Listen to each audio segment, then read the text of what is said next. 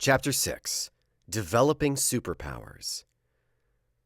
A very young man works his ass off to make his dreams a reality, then discovers that making decisions without having any experience or data to base those decisions on just took him down roads he didn't want to go down. So he studied himself, Old Testaments, religions, and books to improve and figure out the best ways to navigate life and business. The key to my success is to know myself and learn how to work with myself. That's really the beginning of your inner journey, which will manifest from within to your physical reality around you. Intuitive intelligence. Intuitive intelligence is a set of skills I designed that uses intuition to get to the instinctual and unconscious parts of our minds. It can be learned and developed, but because instinct doesn't operate in the same way as reason, intuitive intelligence requires unusual forms of learning and thinking.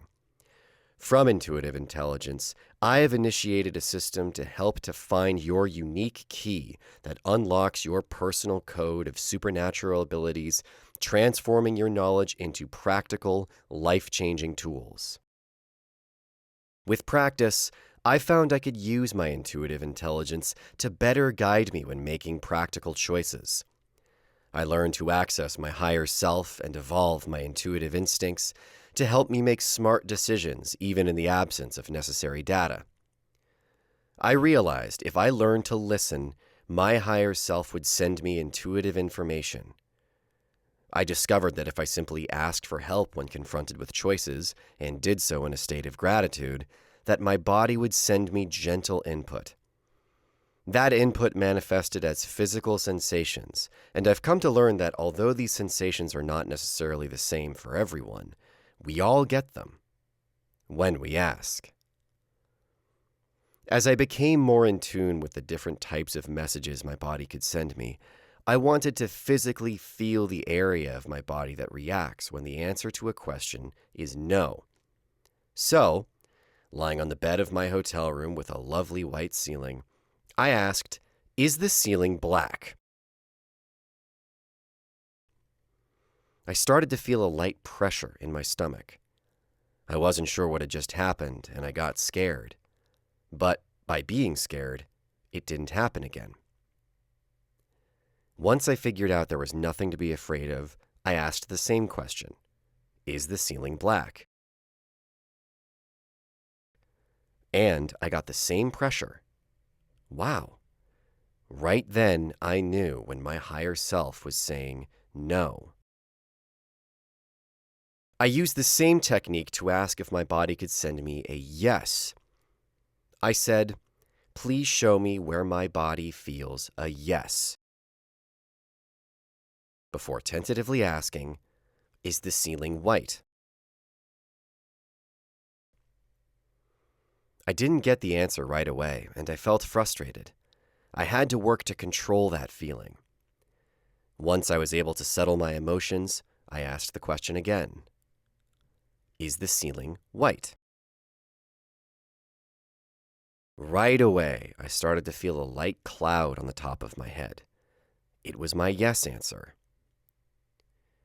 Later, when I taught this technique to other people, I discovered others received a yes sensation in different parts of their bodies, and that most women sense a yes between their legs. I found myself frustrated sharing these lessons with women because most didn't want to tell me they'd get a yes between their legs.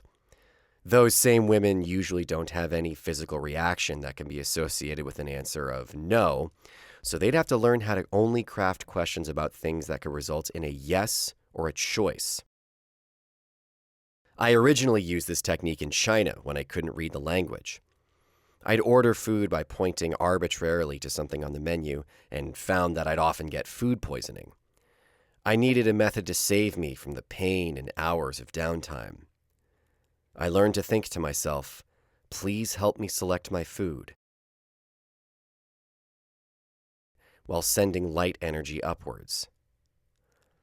In these types of situations, I sit up straight and start to quiet my mind. The channel in the top of my head pleasantly starts to open, and sparks of my energy evaporate toward heaven, which feels wonderful. With gentle inner energy, I push up only one specific wish. Please help show me which food to choose. I bring to mind the feelings I get when food tastes good and my mouth gets juicy. I use sense memory to remember how I feel after swallowing things that taste good, when my stomach sends great energy throughout my body. As you simplify this process, you'll increase your speed. Eventually, you'll do all this in less than 1 second, just from imagining feeling good. How I work with a menu. If I can read it and I'm in a playful mood, I read the menu. If I'm just in a hurry and looking for energy, I skip the reading. I count the pages of the menu. Today we have 2 pages only. I feel the energy given off by page 1. Then I feel the energy given off by page 2. As I look at page 2, I feel a light pressure sensation at the top of my head. Page 2 is a yes.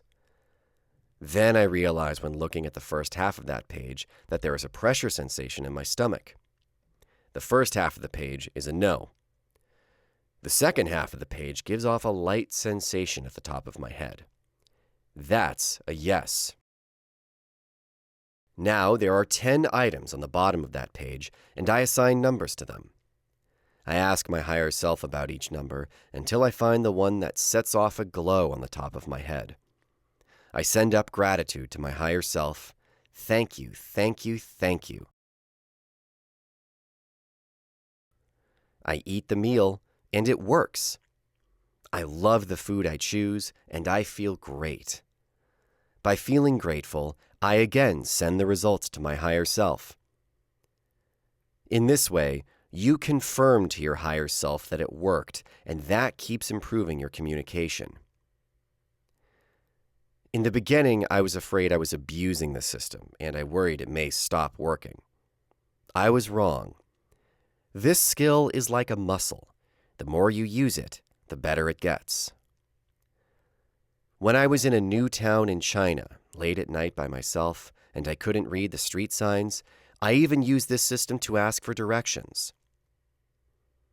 Please show me where the best hotel is located.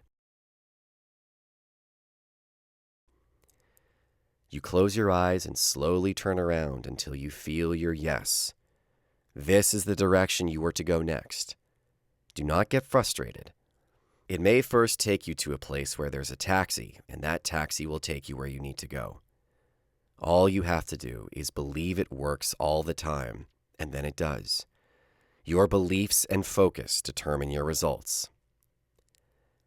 Today, in the absence of any hard data, I am the master of yes or no decisions. Remember, it will take you around to your goals, and although the road may wind a bit, it's a fantastic ride.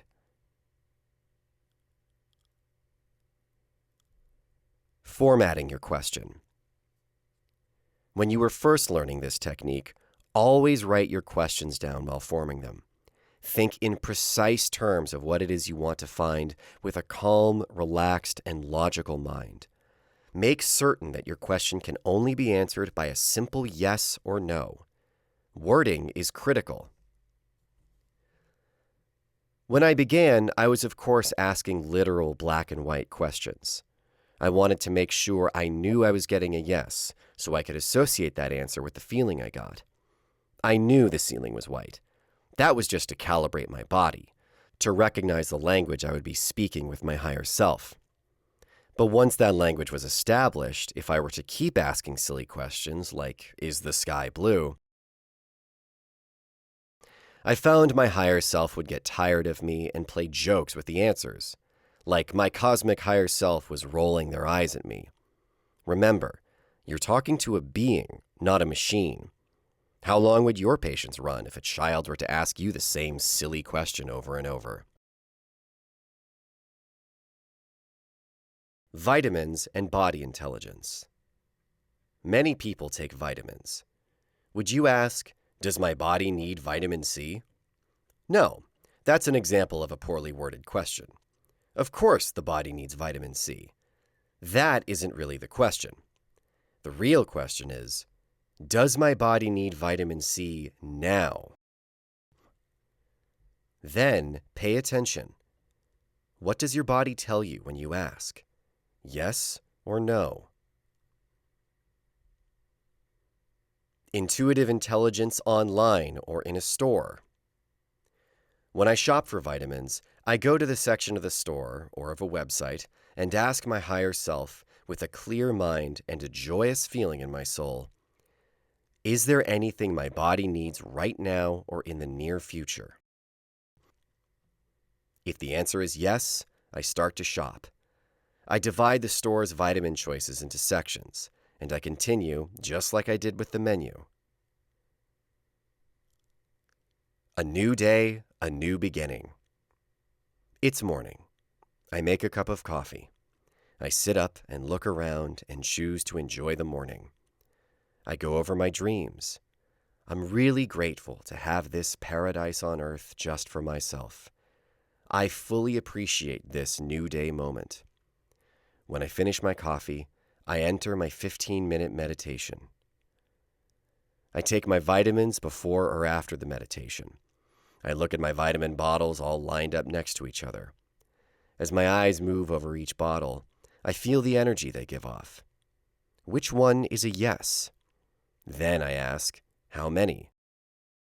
And I count 1, 2, 3, aware of the messages my body is sending me. 3 is a yes, so I take 3 today of that one and I move on to the next bottle. Working with percentages. As I refined my ability to get a yes or no reading from my higher self, I realized that sometimes the answer was not a clear yes or no. If I have 0% of a sensation in my stomach and 100% on the top of my head, that's a clear yes. But sometimes my higher self sends me feelings that are in between. Using that scale, when I focus on any subject, I can read the percentage. When there is no 100% yes or no answer available, I make adjustments. I look for other options. I may even rephrase the original question. You can do the same yourself. You can get answers on everything you want to know. Eventually, it'll come down to a set of questions which will lead you to any answer or knowledge.